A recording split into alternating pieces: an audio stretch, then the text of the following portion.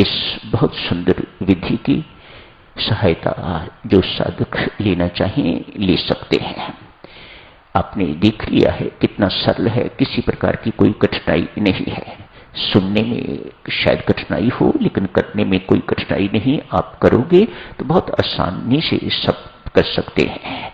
बच्चे भी कर सकते हैं, युवक भी कर सकते हैं, वृद्ध भी कर सकते हैं, महिला पुरुष हर कोई कर सकता है। बिल्कुल किसी प्रकार की कोई कठिनाई नहीं है।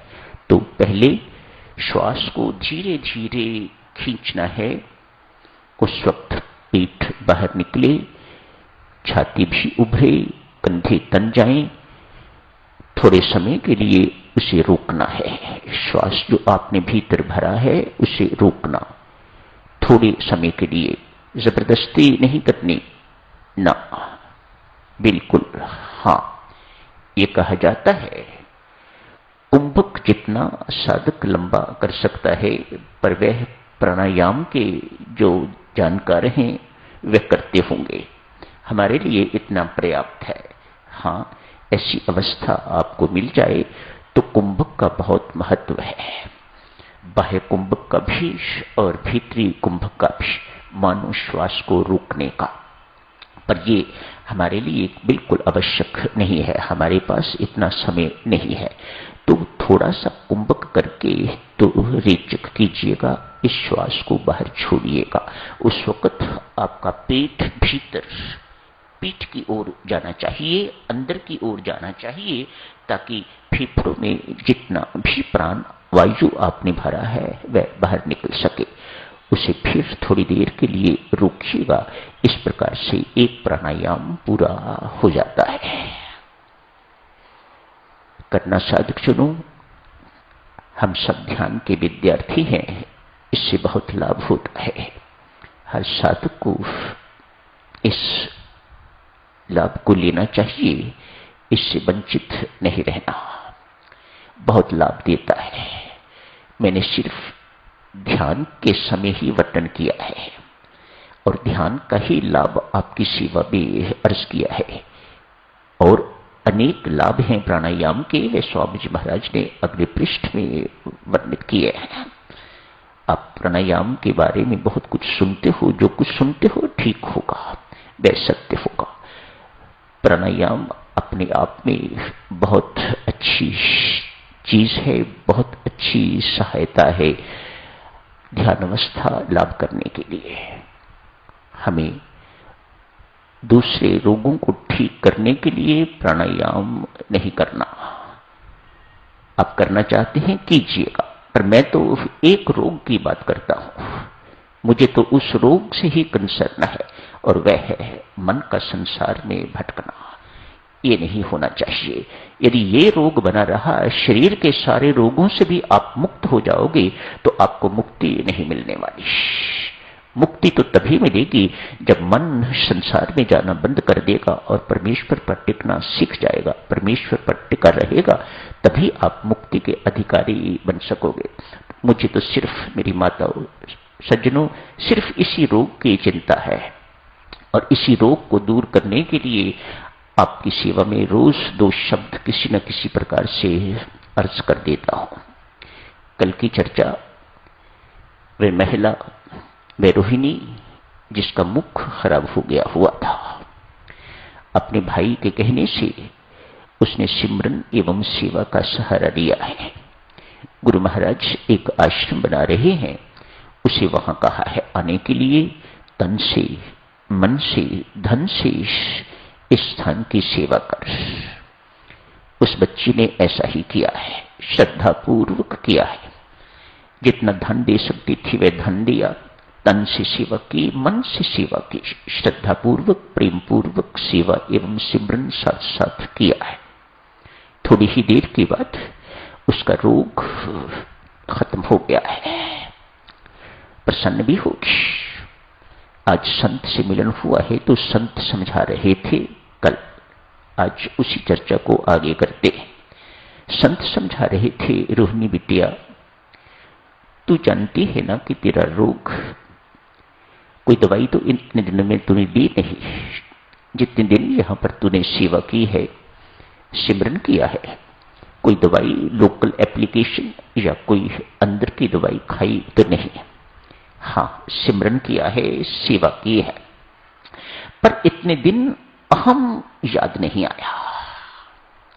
इतने दिन तेरा अहम जिसके कारण ये रोग था, तेरा अहंकार जिसके कारण ये रोग था, अहंकार था तो उसको ठेस लगती थी कि क्रोध भी उत्पन्न होता था। ईर्ष्यालु स्वभाव है तेरा।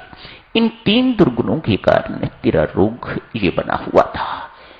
ये तीनों के तीनों रोग इतनी देर दबे रहे। न अहंकार आया, न क्रोध, और न ही ईर्ष्यालु स्वभाव ही तो प्रयोग कर सके।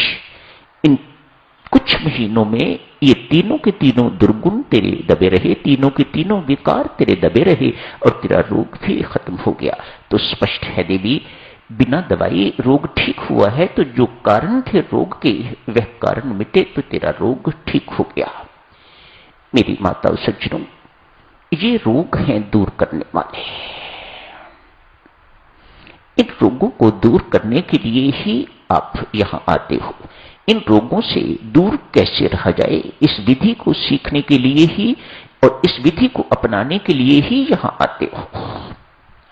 शरीर के रोगों के लिए साधक डॉक्टर की जरूरत है, कोई शक नहीं।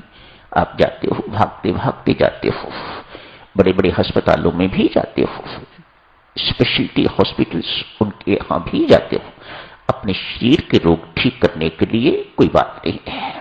संत महात्मा यहां स्पष्ट करते हैं, इन विकारों को दूर करने के लिए एक ही औषधि है और वह है राम नाम। सत्संगति के माध्यम से ये राम नाम की उपासना आपको सत्संगति प्रेरित करती है इस उपासना के लिए। इसीलिए आप यहां बैठे हुए हो। इस उपासना से ये विकार दूर होंगे, इस उपासना से ये रोग दूर होंगे। ये रोग डॉक्टरी इलाज से दूर नहीं होते। ये रोग डॉक्टर विशेषज्ञ जो हैं, जो स्पेशलिस्ट्स हैं, जो डिफरेंट स्पेशलिटीज हैं, उनके रोग ये दूर करने की उनके पास विधि नहीं है। उनकी विधि सत्संगति से ही मिलती है और सत्संगति प्रेरणा देती है। इस विधि को अपनाते रहिएगा। आप इस वक्त उसी विधि को अपना रहे हो, इसी विधि को आपने अपनाया है। अभी आपने अमृतवाणी का पाठ किया है, ये राम नाम उपासना की विधि है। भक्ति प्रकाश का पाठ आपने किया है, ये नाम की उपासना की विधि है। इसमें राम नाम के गुण गाए गए हैं, इत्यादि इत्यादि महिमा गाई गई है, उपासना पद्धति सिखाई गई है। तो साधक स्वरूप इन रोगों को दूर करने पर बल दीजिएगा। ये रोग दूर होंगे तो ही देवियों सज्जनों हम मुक्ति के अधिकारी बन पाएंगे। जीवन यात्रा तभी समाप्त होगी जब ये रोग खत्म होंगे, नहीं तो ये यात्रा, शरीर की यात्रा तो यहां खत्म हो जाएगी। आपकी यात्रा चलती रहेगी। आपकी यात्रा तभी समाप्त होगी जब ये रोग दूर होंगे जो हमारे पुण्य जन्मों का कारण है। नहीं तो ये जीवन की यात्रा सतत चलती रहेगी, एक चक्र है। इसीलिए इसे चक्र कहा जाता है, नेवर एंडिंग सर्कल होता है, उसका आदि न अंत कुछ नहीं होता, वह चक्कर ही चक्कर होता है।